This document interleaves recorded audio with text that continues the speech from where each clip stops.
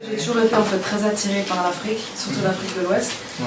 J'ai eu de la chance d'avoir fait pas mal de voyages en fait en Afrique de l'Ouest, donc j'ai fait la plupart des pays francophones. Et depuis toute petite en fait, donc, depuis que je suis très petite, mon père faisait du travail humanitaire au Sénégal. Donc en fait là j'ai vraiment eu de la chance depuis petite de pouvoir y aller. Et en fait mon amour a continué donc, du point de vue de l'histoire, de la culture, des gens, des personnes, de la mentalité culturelle, artistique, langue, nourriture, etc. Et en fait je suis partie au Mali plusieurs fois et en fait je suis vraiment tombée amoureuse du Mali. Donc là en fait j'ai fait plusieurs voyages humanitaires au Mali, je suis partie dans un orphelinat pendant quelques temps. Et ensuite j'ai décidé de focaliser mon travail de master sur le Mali, sur les femmes maliennes. J'ai eu de la chance, alhamdoulilah, de beaucoup voyager. Donc en fait c'est ça qui m'a surtout permis de me rendre compte que pas tout le monde avait les mêmes possibilités, pas toutes les femmes avaient les mêmes possibilités, les mêmes chances de pouvoir vivre leur islam. Et qu'en fait, tout dépend dans quel pays j'allais, je me suis rendu compte qu'il y avait souvent une mauvaise compréhension de l'islam vis-à-vis des femmes. Et souvent, en fait, on inclut trop la culture et pas forcément les principes religieux ou le message même de l'islam. Et en fait, je me suis rendu compte que j'avais, moi, la possibilité de pouvoir faire des études et pouvoir moi-même apprendre ma religion. Donc, je suis partie en Égypte faire des études religieuses. Et en fait, et moi connaissant ma religion, je me suis rendu compte qu'en fait, il y avait beaucoup d'injustices et souvent les injustices, les femmes les subissent de plein fouet. Et donc c'est ça qui a beaucoup réveillé ma conscience et je me suis dit qu'il fallait que je travaille sur ça. Et voilà pourquoi aussi j'ai décidé de travailler sur les femmes maliennes, parce qu'en voyageant en Afrique, c'est là où je me suis rendu compte aussi qu'il y avait en fait une compréhension souvent, le culturel était plus important que le religieux et en fait c'est souvent les femmes qui subissent. Donc voilà, mon travail en fait j'ai beaucoup travaillé sur ça en fait, le culturel, le religieux. Justement, l'Occident décrit souvent la femme musulmane comme étant soumise. Quelle est votre opinion là-dessus? Voilà, alors voilà, moi je viens avec mon foulard, avec ma religion et j'essaie de montrer l'inverse.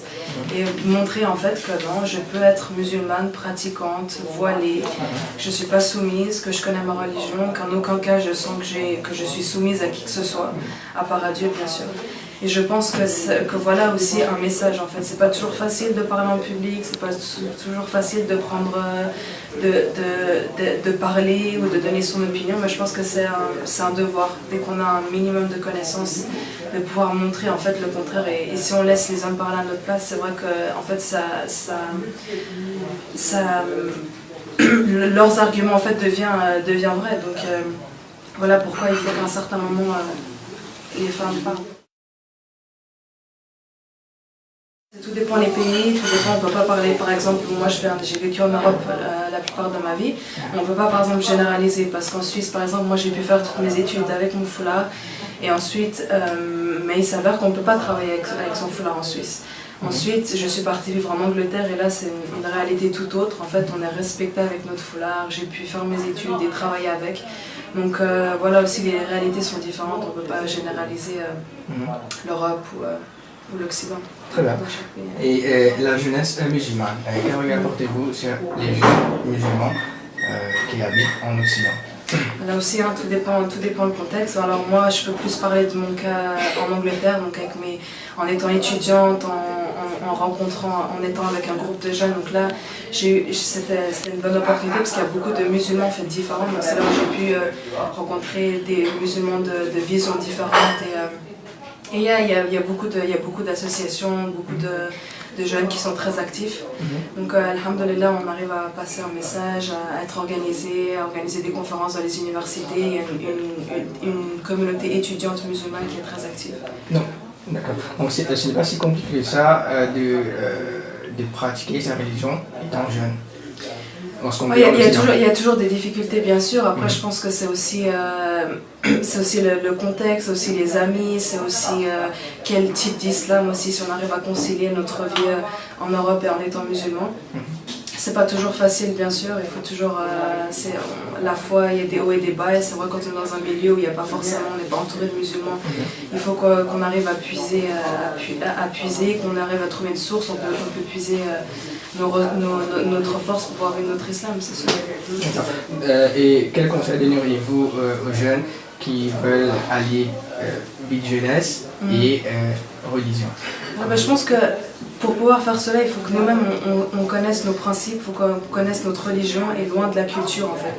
Et je pense que c'est ça aussi, dès qu'on arrive à bien comprendre notre religion, à bien comprendre les objectifs de notre religion, je pense que là ça nous aide en fait. Parce qu'au final on arrive à comprendre l'objectif, on arrive à vivre avec cet objectif en tête, donc ça aide. Je pense aussi qu'un des conseils, c'est qu'on n'est jamais fort seul. Il faut toujours être bien entouré, c'est pas toujours facile, mais en fait, il faut vraiment essayer de trouver des amis avec qui on partage les mêmes principes. Parce qu'on a beau dire qu'on peut être fort et qu'on arrive à faire nos prières à l'heure, mais dès qu'on n'est pas entouré des bonnes personnes, c'est pas toujours facile. Donc je pense que ça, c'est très important voilà, ça, je pense que c'est le plus important. À un certain moment, tout dépend de la réalité de nos parents, tout dépend du contexte dans lequel ils viennent, dans la façon dont ils comprennent la religion aussi. C'est vrai qu'on a beaucoup de nos parents qui comprennent peut-être la religion plus d'un point de vue culturel, et donc en fait à un certain moment, en tant que jeune, vivant dans un pays qui s'occidentalise, même si ici on n'est pas en Europe ou quoi, mais on est touché par tout ce qui est internet, tout ce qui est télévision, etc. Tout ce qui est... Voilà, donc en fait, je pense que nous, en tant que jeunes, à un certain moment, il faut qu'on revienne vers la source de notre religion et qu'on arrive à la comprendre et en fait qu'on ait les arguments. Et je pense que le plus important, c'est dès que nos parents voient qu'on est musulman et qu'on comprend notre religion et qu'on a des principes, je pense qu'à un certain moment, quand il y a toutes ces tensions, il faut que nous-mêmes on puisse argumenter. En fait, on peut pas juste dire, il ne peut pas juste y avoir un clash. C'est vrai qu'il faut faire les choses en progression.